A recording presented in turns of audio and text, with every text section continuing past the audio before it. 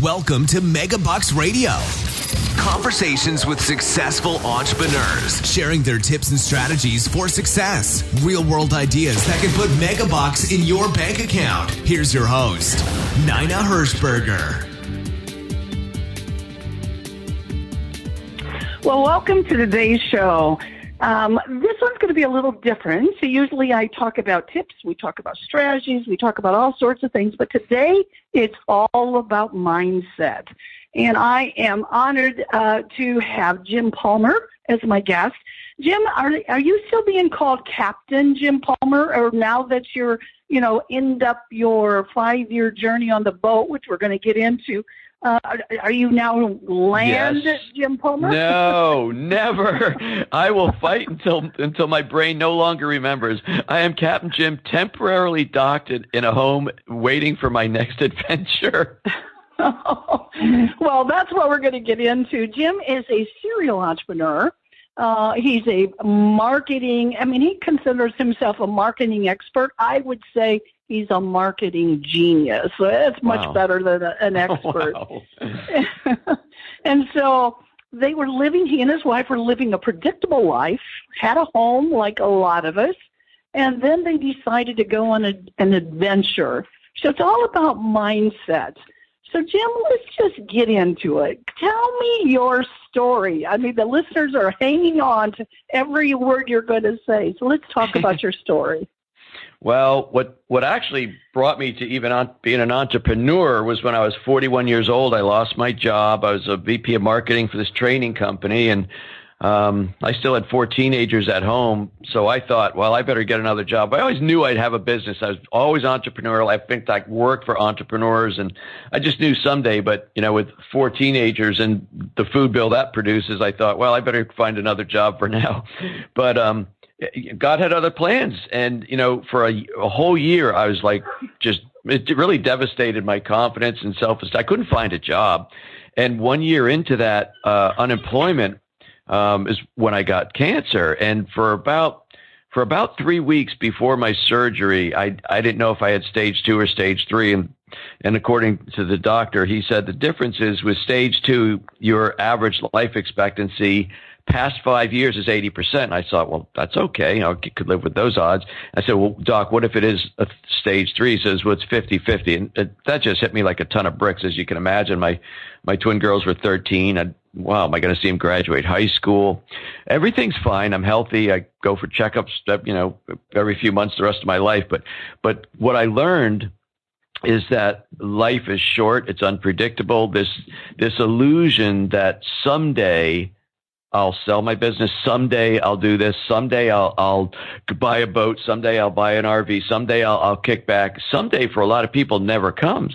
And I just figured out that at some point we've got to just live, right? So I'm really making this a small version. So anyway, about 7 years into my first business, I met a gentleman named Mike Capuzzi, who you know well.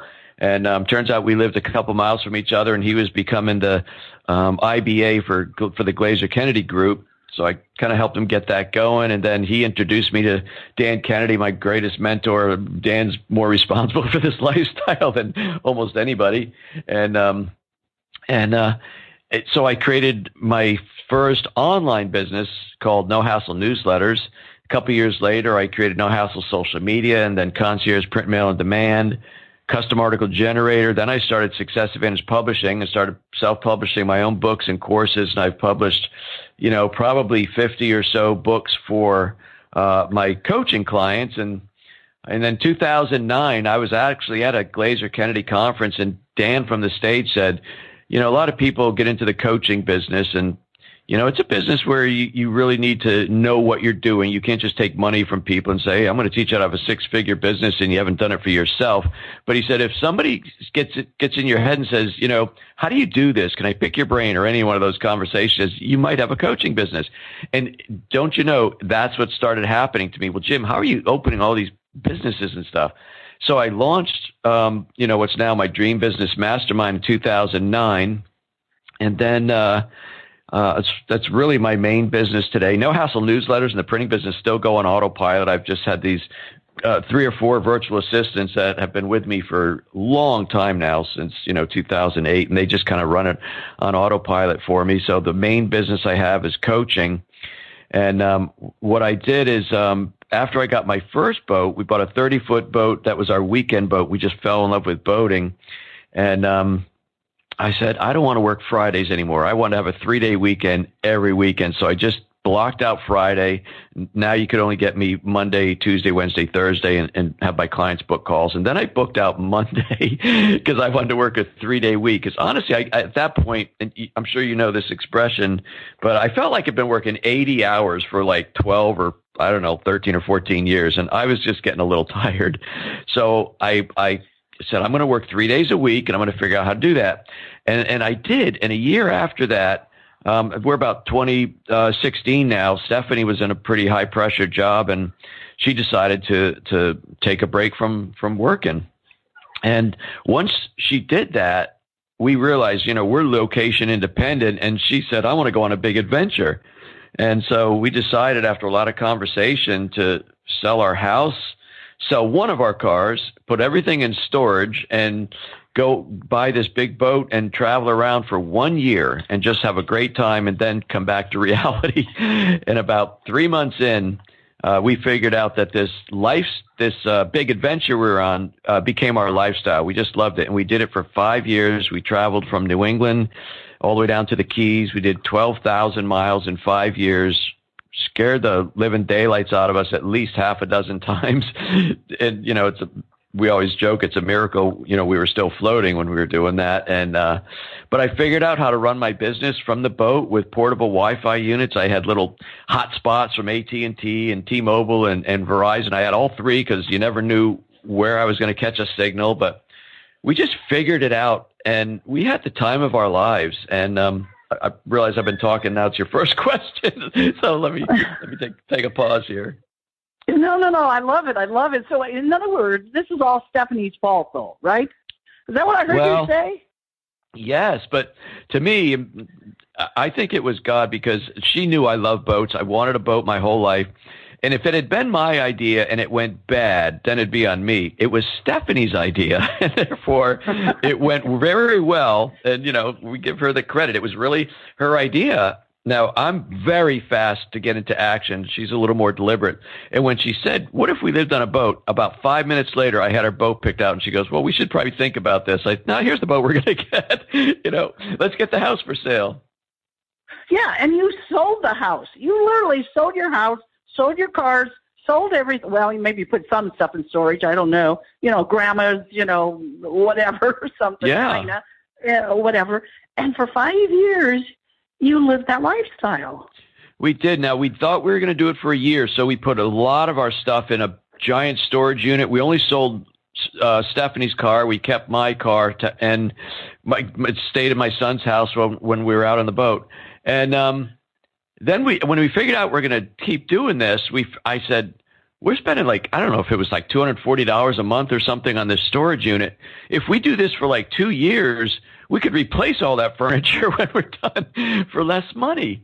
And so we came back. We always came back to our home port in the Chesapeake Bay, which is about an hour from where we lived.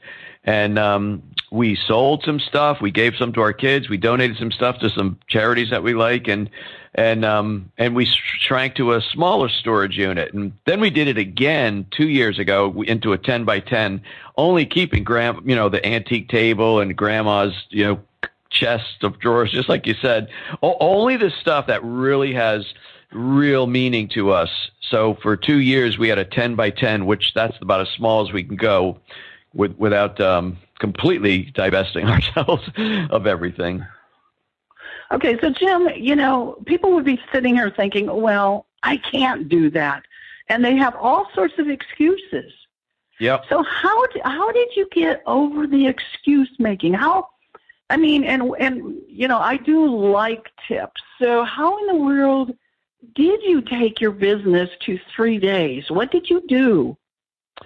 Well, what I figured is that, first of all, over the course of 5 days, because the other online businesses didn't need that much of my time, so it really was my coaching program. At one point, I had 35 clients. I think I have 27 now. But I was kind of busy Monday to Friday. I said, well, I'd rather be busy 4 days and just always know I'm off Friday. I can go to the marina early or whatever. And then I figured out, I wonder if I got rid of Monday and worked a 3-day week, I'd be like super busy, back to back, one call after another. And that's what it was. Like literally Tuesday, Wednesday, Thursday, I was kind of comatose. I wasn't much for conversation after that day, but I got I didn't lose any clients. I had a couple clients that were like really pitching a fit. No, Friday's my marketing day. I need to have Fridays. So, well, how about Monday, Tuesday, Wednesday or whatever when I started? No, Friday. And I'm not working Fridays anymore. So, people will bitch and moan, but I didn't lose anybody. And then as I kind of rolled forward and, kept growing, they knew and it became part of my marketing. I grew this business to where I can work 3 days a week. That's part of the whole dream business that I help people is you got to get really clear on what you want your lifestyle to look like, then get really clear on what it costs to live that lifestyle, then just figure it out. And I literally figured out how much we need to live on the boat, pay for the fuel, the insurance and all that. And then how much do we want to keep putting into our 401k? And I figured out how much money I needed to earn. And then, I have 3 different levels of coaching. And I said, I need, you kind of like up the pro forma. I need, 5 VIP clients. I need 12 here or whatever. And I kind of use that as my metric. It doesn't always work out that way. But, it's just really important to know exactly instead of saying, oh, I want to earn more and work less. Well, what is that? A lot of people get hung up on, I want to have a 7-figure business. And I'm like, well, that's an option, I guess. But, you could live a really good life on $250,000 a year or 200 or, just figure out what you want to do. What does it cost to do that? And then go live that life. I always say that's one of the hardest things to do is figuring out what it is you want. Yes. So, and defining that. What you said is I specifically want to live on the boat. Here's what I need. Here's, and that's what I see so many people, they'll say, well, I could do this or I could do that or I don't know or I wish I could but they never define it, do they? Is that part of your? Go ahead. I realized I didn't answer your what if question. So this is my uneducated, never took a course in psychology explanation of how the brain works. I think you have 2 sides of your brain. One brain just gets excited, and I even think like romantically attached to this brilliant idea, like, oh, I'm going to have a beach house, or I'm going to live on a boat, I'm going to have this great business, and you just start dreaming. You go to bed thinking about it. You wake up thinking about it. Oh, it's going to be fantastic. The sun rises, the sun sets, no traffic. It'll be great. And then just about the time you're like completely hook in mouth, ready to go, the other half of your brain throws over what I call little what if stink bombs and goes, yeah, well, what if this? What if that? And all of a sudden it's just a cluster, of your imagination going crazy. And that is exactly what happened to me when Stephanie and I said, okay, we're going to do this. She spent the summer getting the house ready for sale, everything we're doing. But as soon as we agreed we're doing it, and I'm a big fan of making public declarations. Like I learned that every time I wrote 7 books.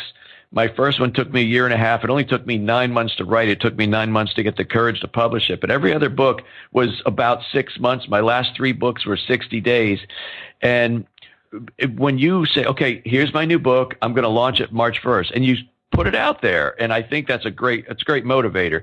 But anyway, so we publicly said, hey, this is what we're doing. I started saying, this is the boat that I want to get. We're, me and social media and putting it out there. And all of a sudden, the what ifs kicked in, and they kicked in bad. I'm like, wait a minute. I've never driven a 50-foot boat before. I've never driven a boat in the Atlantic Ocean. I've been on a ferry to Martha's Vineyard when I was a kid, but that was about it. What if I run aground? What if I can't put the boat back in the slip and there's 40 people pointing and laughing at me? What if I run out of fuel in the ocean? What if?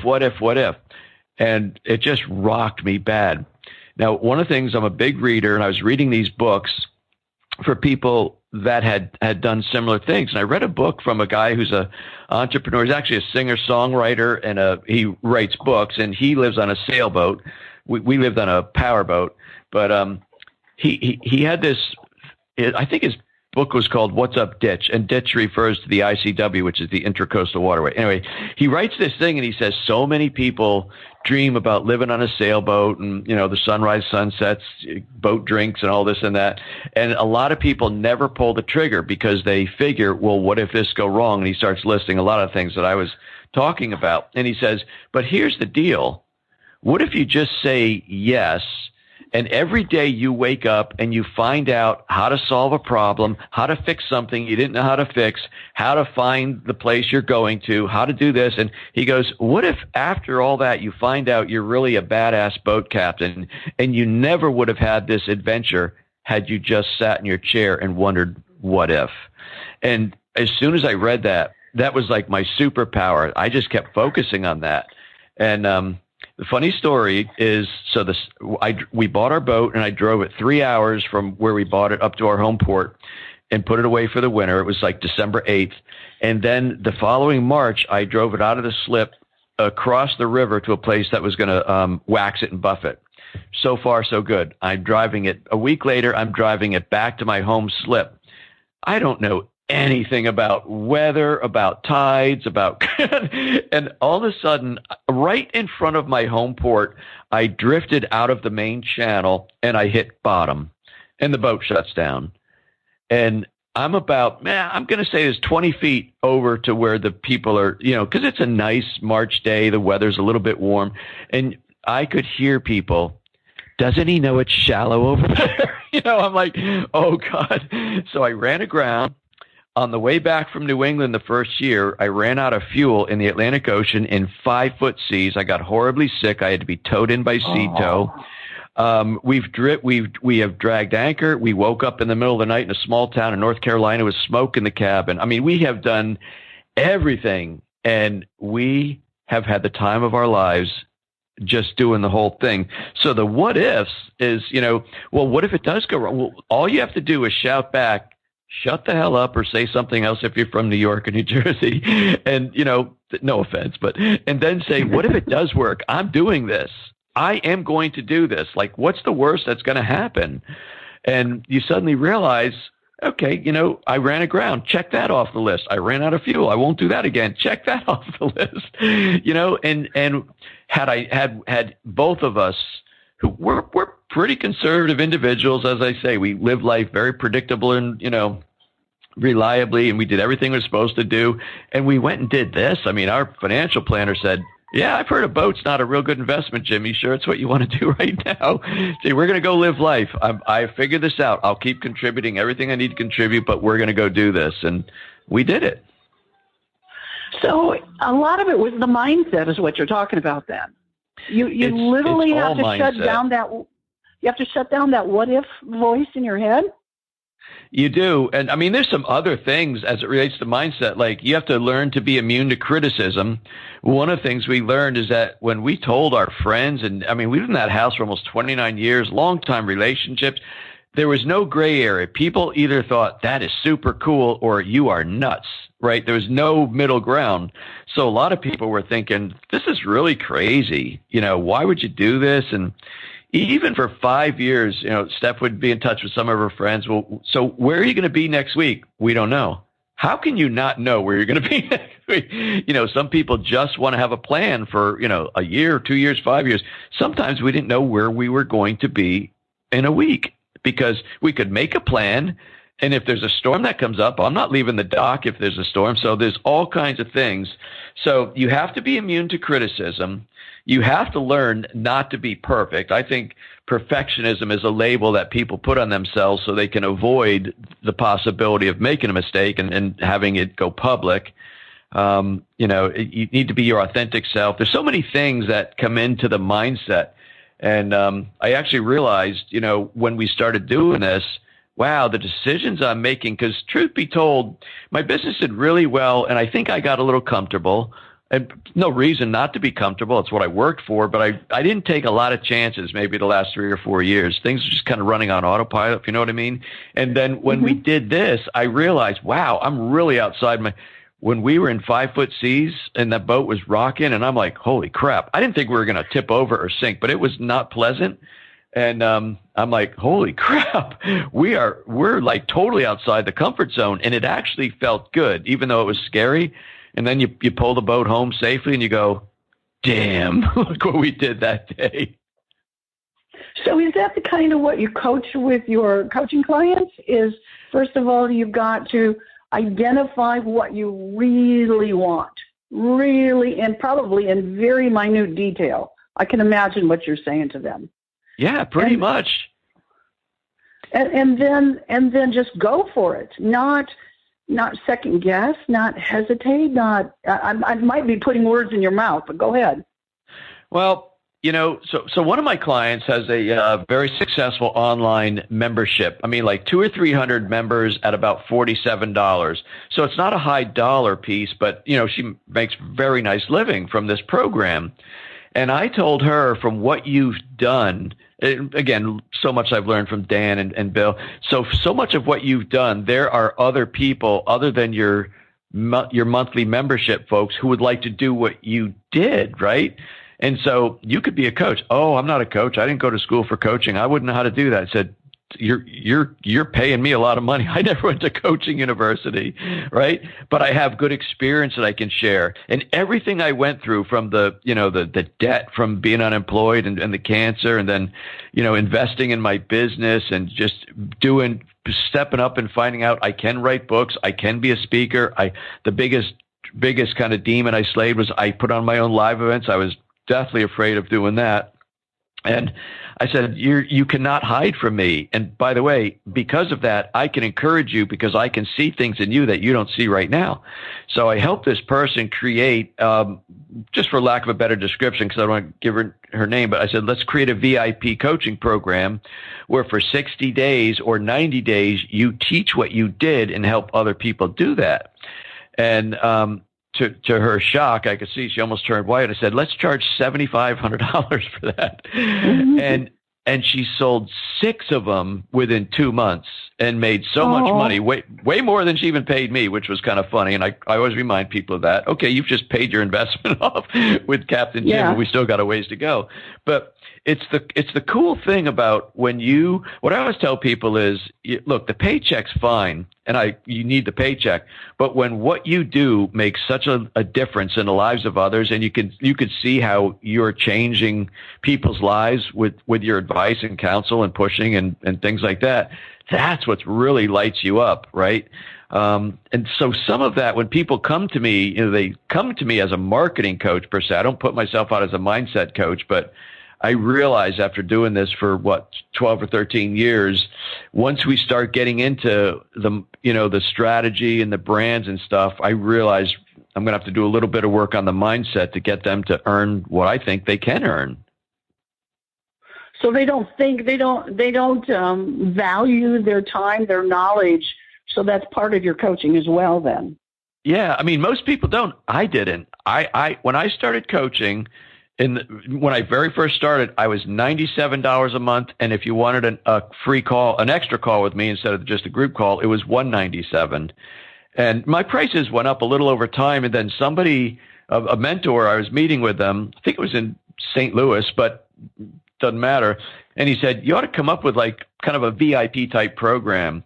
And he said, you should charge maybe $20,000 or something. He just pulled the number out, and I go, well, who's going to pay me $20,000? Well, my VIP program today is $45,000, and half my clients are in that program. So you really have to do a lot of work to appreciate. And what it is, I think, is that people, when you have I think everybody has a God-given skill or talent, and should you be fortunate and blessed to create a business with that, that's cool. But because it's your skill and your talent, it's almost like second nature to you, and therefore you don't put quite the value on it that you should. I remember my early days, I used to work in the bicycle business, and it's where I met my wife.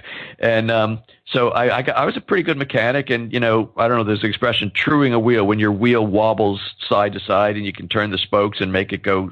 I could do that in like 6 minutes. I got really good at it. And I learned a lesson. Somebody on a Saturday came in. We usually charged, I think, $8 or $10, way back then. And he said, could you do it now? Because And he said, I don't know. So anyway, I said, all right, I'll get you back out on the road. And he watched me for like 3 to 5 minutes, and I made his wheel perfect. And I said, it's $10. And he goes, what? It only took you 3 minutes or something. I said, no, it actually took me about 20 years to be able to do that. But that was, see, people, you have to see the value of what you do from your customer's perspective, not the fact that it took you 2 minutes or 5 minutes, because that's your gift. Which is why it allowed you to go from $97 to $45,000. Yes. Is because, Captain Jim, what's next for you? Where are you going from now? Well, it's interesting. I'm not sure. I think we're probably, let's call it a similar age range, but I'm starting to get all these freaking Medicare stuff in the mail. And I'm like, oh, good Lord. I don't ever see me retiring. I can't sit still to save my life. I will always work. I would love to keep doing exactly what I'm doing, whether it's for a year or two from this nice home we're renting. I've got a nice office, and since I'm not in the engine room or fixing stuff, I find myself getting energized. And I've created a new program we're actually launching this week, and just doing different stuff. So I'm kind of back in the group. But we would love to travel and see this big, beautiful country and some of the national parks there are. And life can be really, really short. I hope I live another 20 or 30 years, but you never know. So our goal is to, figure out a way we're going to we got some family time coming up. So we're going to figure out what our next step is. What do we got to do to live that? And hopefully in 2 years, we'll both be at a point where we're going to work because we want to work, not because we have to work. That was a big challenge on the boat. For Tuesday, Wednesday, and Thursday, we didn't travel. We were always in a marina, and I had to make sure I had good Wi-Fi so I could, because my calls are video and it's kind of data intensive. So I had to make sure I had good Wi-Fi 3 days a week. That was, for 5 years, that was like my biggest concern almost. I got to have Wi-Fi Tuesday, Wednesday, Thursday. And, but, maybe we'll have a little bit less. Maybe we'll both work 1 day a week. Steph's got a nice little virtual assistant business going, and maybe we'll both just, on Wednesdays we work, and then the rest of the time we travel or explore or do whatever. But we're just going to, enjoy life, and we're both kind of give back type people, figure out how we can keep making a difference. But we're not meant to sit in rocking chairs. I know that for sure. Yeah. Somehow I believe that's absolutely the case. So one last question. So do you think anybody should have a job, or have a business, or is it okay? Are some people made out to be an entrepreneur, or some people really should just have a job? What would you advise people? I've always said being a small business owner is not for the faint of heart. And I used to say that being a boat owner, captain, is not for the faint of heart either. You're going to go through some stuff that'll rock you to your core. Some people would tell me, Jim, I'm going to start a business. I've got $11,458. Some people, I've got $62,000 put aside, and I'm willing to do this. I'm willing to do this. I said, all right, before you go, what happens, like you say, you're going to set like a 2 year, so you're going to be running in 2 years, you're going to invest your $62,000 and hopefully it turns out, but that's what you're willing to do. I said, suppose it's 2 years and 1 day, you burn through the $62,000 and you can almost taste the next giant client, which is going to rock your world. Are you going to quit? Are you going to go find the money? Are you going to charge the money? Are you going to charge your next rent? I mean, what are you going to do after you've spent 2 years doing it? See, people try to put on these limitations, almost like there's a backup plan or a safety net. And I don't know too many people who have had what I would consider high-level success as a small business owner without going all in. I have an expression, take all your chips and push them to the middle of the table, bet big on yourself, right? Because you can't learn to be a swimmer in the shallow end of the pool. You've got to go into the deep end. Another expression, because I'm nautical themed these days, your boat is safe at the dock, but where's the adventure in that? You got to take it out into the deep water. For me, before I kind of got rid of my fears from public speaking and putting on my own events, and God forbid I should publish a book and people find out how horribly challenged with the English language I am, but I discovered I could pay an editor to make me sound better, So for all those things that held me back, my initial thought kind of in the early years was, I am going to be successful, but I'm going to do it my way. Meaning, I don't want to do all that scary stuff, right? And I can do this probably in about 2 minutes if you're okay on time. But I'm okay. Yeah, I call this my most embarrassing moment as an entrepreneur. So when I, in 2009, started coaching, in 2010 or 11, I joined this mastermind group that was on the West Coast, which was mostly about coaching. I said, well, let me go learn from some of these smart people. And I mean, I'd had success as an entrepreneur. My coaching business wasn't setting the world on fire, that's for sure. But so, you know, I'm out there. I fly out to California from Pennsylvania, and I'm thinking I have my presentation, and I was kind of nervous. So at the beginning of the first day, anybody says, should we just call around, or does anybody want to go? I said, I'll go, because I didn't want to sit there all day with my knee tapping, being nervous. So I get up and shared what I'm doing and this, that, and the other thing. And then this guy, probably, I know for a fact he had a multi-million-dollar coaching business. I thought this guy walked on water, right? And he says, Jim, let me ask you a question. I know you'd like to have a successful coaching business, and I know what you're doing. I can see how you market and stuff. But he goes, Jim, I'm also aware of what you're not doing. So my question is this, and he kind of paused. I said, man, this guy knows how to deliver, right? I'm going to get in some wisdom. I'm going to just soak it all in. And he goes, what makes you think you're entitled to achieve the same level of success as me or some of these other people are on the table, yet you're not willing to step up and do the things that made all of us successful? How does that work for you? Oh my God. I was quite sure I turned 100 shades of red. and literally, I stumbled through an answer, and 5-hour flight home. I'm like, I am beating myself up. Never again am I going to put myself in a position like that. Well, I did I joined Toastmasters. I did Dale Carnegie. I went to professional hypnosis. I did everything. It turns out I not only could speak, I'm a pretty good public speaker. And then I started publishing these books, and they really helped me, because there's the only thing better than being a speaker, which takes your message from one to one to one to many, is being a published author who's on the stage. That's really powerful, as you know well. And then I finally slayed the dragon of, I should put on my own live events, because that's the best way to get people in your coaching program. And to me, the initial thought was, well, you can't just say you're going to do it, and if nobody comes, well, no harm, no foul, because you sign a rental agreement for the meeting space. You also, people don't know, you have to guarantee a certain number of sleeping rooms. In other words, how many rooms are you going to guarantee? I said, what do you mean? For this room, you need to guarantee at least 60 sleeping nights. What is that? And then, that means if nobody comes, you still pay for 60 sleeping nights. And by the way, there's a $3,000 minimum food and beverage. I mean, my first event was probably like $9,000. My largest one I did in Orlando was $35,000 out the door up front before anybody comes, right? And, but I grew my business. But it's staying on the mindset piece. It was like, to me, why I didn't do it? Well, what if I do this and nobody comes? The second part of that is, what if a lot of people come and I don't know what to say? What if a lot of people come and I give a great performance for the first day, and then the second day and third day, what the hell do I say then? All these things. Turns out it was amazing. I did 8 of them.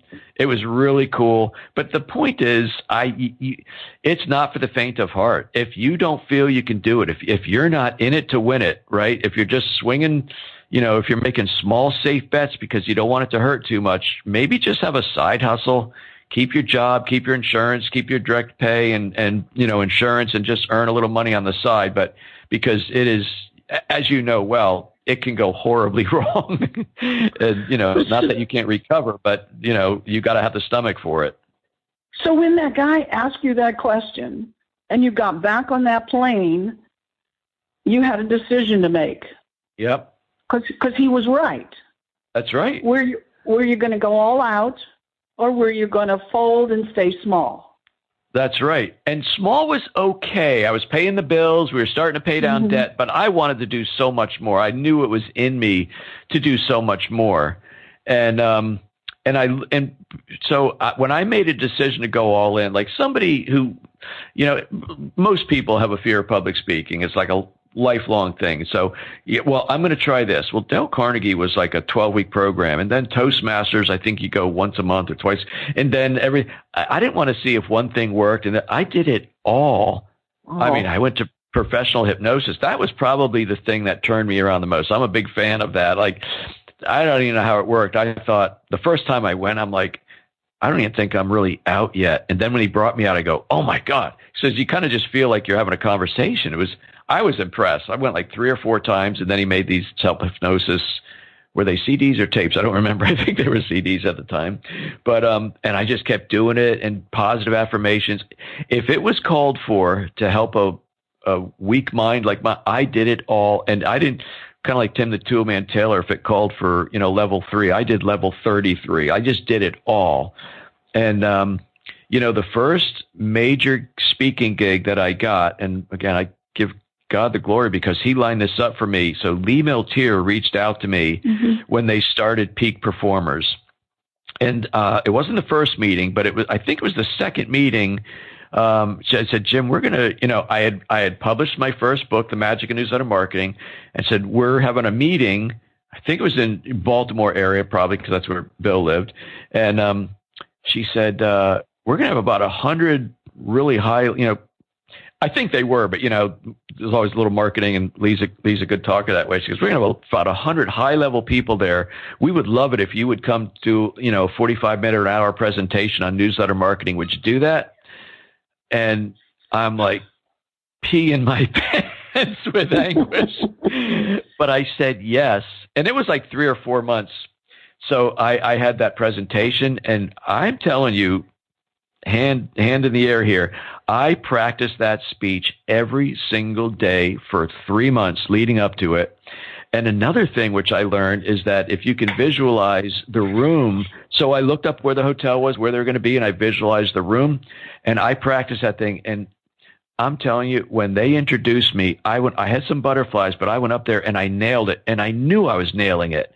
And that was kind of when I crossed the bridge, so to speak, of I can do this. And it was full steam ahead after that. I went on about a 14-month program where I spoke all over the country at Glacier Kennedy meetings and some others. I did 14, I think I did about 30 speaking gigs in 14 months, and it really grew No Hassle Newsletter. So I was hooked and on fire, but you really got to step outside your comfort zone to do some really cool things. Wow. Well, I am looking at the clock. Yes. Yes. And we are out of time, but boy, would I love to have you again on this show. Oh, I love talking this stuff. I am sure there's somebody going to be listening to this who says, I got to reach out to that man.